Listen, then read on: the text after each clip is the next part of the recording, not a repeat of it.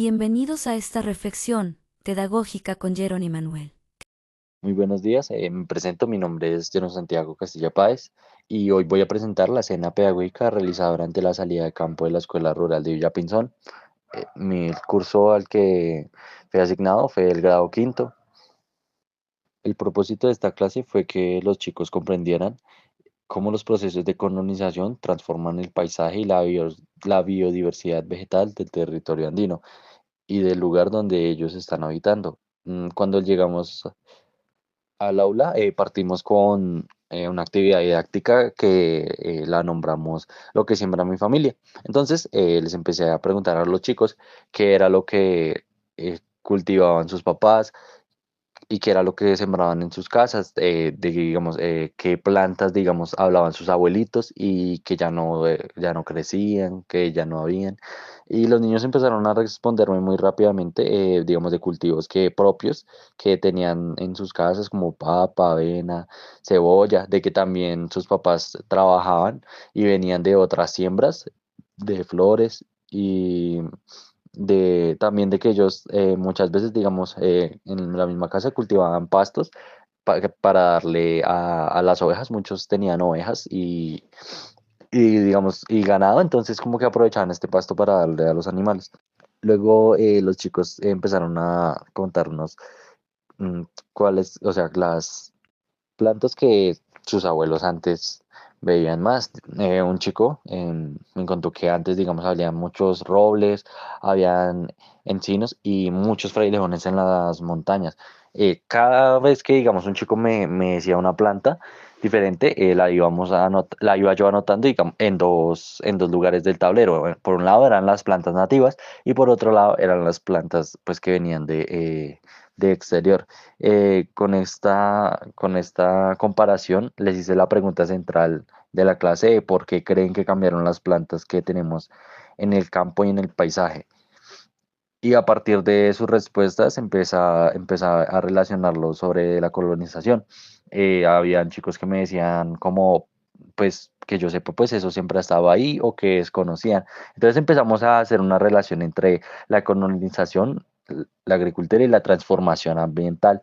Y aquí fue cuando introduje la idea clave que fundamenta el tema, que es que antes de la llegada de los colonos, el paisaje de Villapinzón estaba cubierto por bosques nativos, frailejones y especies propias del páramo y de las montañas andinas, y que con la colonización, con la llegada de nuevas prácticas, eh, se empezaron a ver reemplazados todos los cultivos.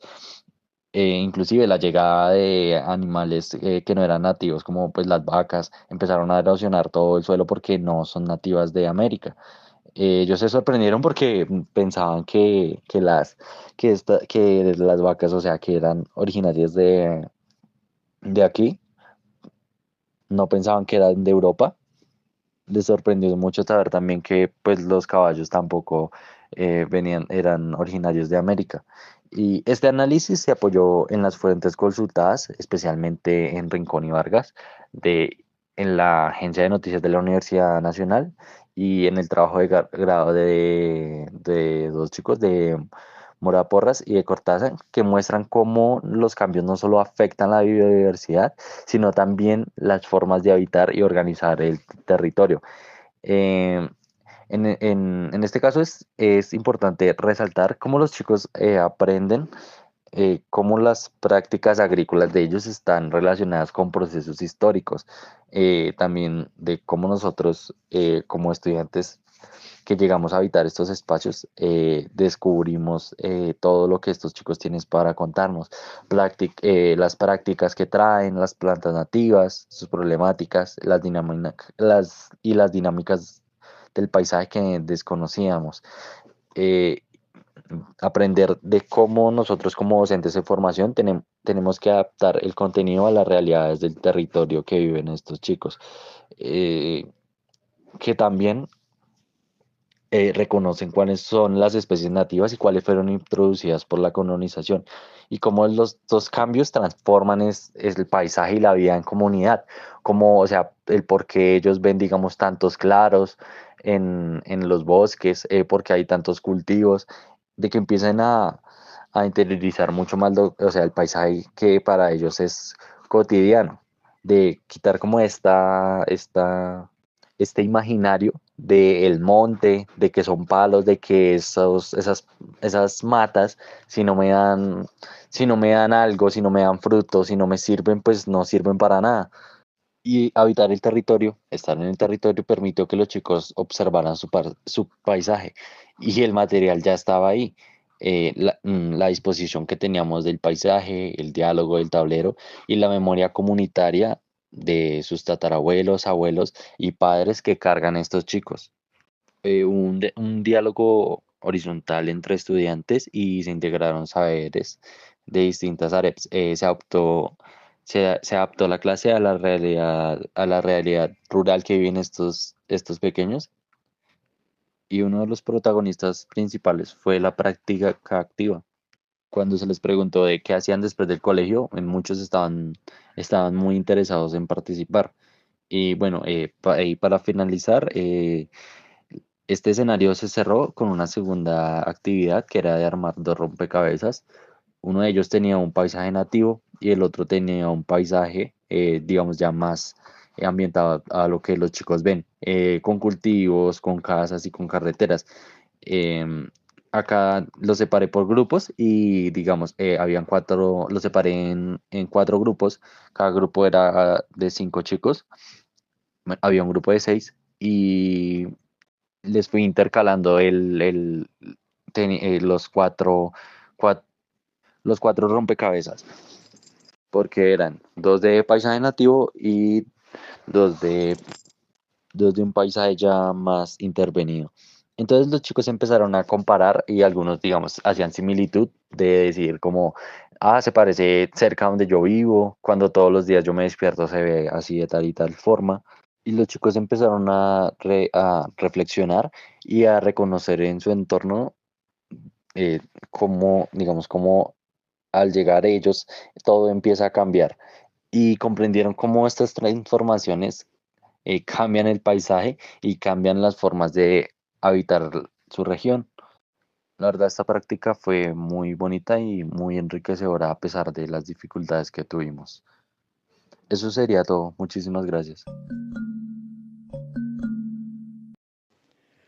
Ok, entonces, como mi compañero Jerón mencionaba, eh, esta clase de Villapinzón y en la escuela de San Pablo fue muy importante para nosotros, ¿no?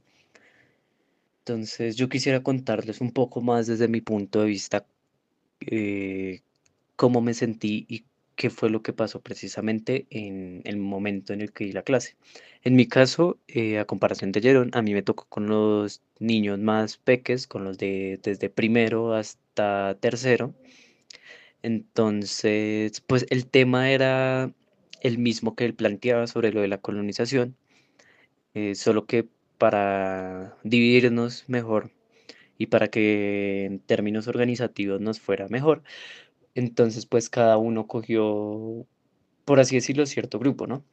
Entonces, pues en mi caso, em, siento sobre todo que ellos aprendían, pues en mi caso, pues la actividad que tenía, pues era una actividad de dibujo. Yo siento y observé precisamente que ellos aprendían haciendo las cosas, ellos aprendían sobre todo replicando las cosas en ese mismo instante. O sea, yo les explicaba esto y ellos tenían que apropiar ese conocimiento y buscar replicarlo de la misma manera ahí mismo en el instante, que fuera un conocimiento útil para que ellos lo pudieran hacer ahí mismo en el instante. Entonces, mediante yo les iba explicando, ellos iban dibujando en su paisaje lo que yo les iba explicando. También pude ver que ellos aprendían de una manera, se podría decir, un poco más pasiva que de pronto como los de los grados mayores, en los que sí se podíamos ver que eran más participativos, pero en cambio, pues por el grado en el que están, sí necesitan como más el acompañamiento de uno como docente, ¿no? Necesitan es que uno les diga las cosas concretas y exactas y ellos van es replicando esos conocimientos, ¿no? Bueno, ¿qué aprendí yo? Pues la verdad, los recursos que usamos, que pues el principal, el primordial fue el tablero fue nuestra gran ayuda. Aparte del recurso didáctico que encontramos en el colegio, encontramos mapas y encontramos algo sobre la colonización precisamente para ponernos de ayuda. También de las actividades del dibujo, que fue el principal recurso que tuvimos. Yo creo que mi experiencia con ellos es que son muy importantes precisamente para enseñar en estos grados, y más cuando son niños o bueno, nosotros vimos que son muy visuales, tienen que siempre tener un apoyo visual o un apoyo material para ellos empezar a seguir a hacer las actividades. Y respecto a las actividades, algo que nos comentaba la profesora es que a ellos hay que mantenerlos ocupados siempre, haciendo alguna actividad, viendo algo, mantenerlos como, entre comillas, siempre funcionando y no, y como tal, pues puede sonar raro y contradictorio, pero no mantenerlos bombardeándolos tantos de información, sino dejarlos que ellos autónomamente hagan las cosas, obviamente con el acompañamiento del docente. Y ya en términos de esa interacción que hubo entre los estudiantes y nosotros como docentes, o especial mí, es que pues por el grado que me tocó, los niños, por lo menos conmigo, eran un poco más o tienden a ser un poco más afectuosos, tienden a ser un poco más del contacto físico, de estar que uno esté ahí encima de ellos, que, que esté siempre como que ellos se sientan, pues que estén haciendo el trabajo autónomo, pero que de una u otra forma se sientan que uno está ahí, que está la presencia del profesor para ayudarlos precisamente. Entonces sí es muy contrastante con las ideas que tenemos y más ideas que tenemos muy desde la concepción de la educación, pues muy desde la ciudad, ¿no?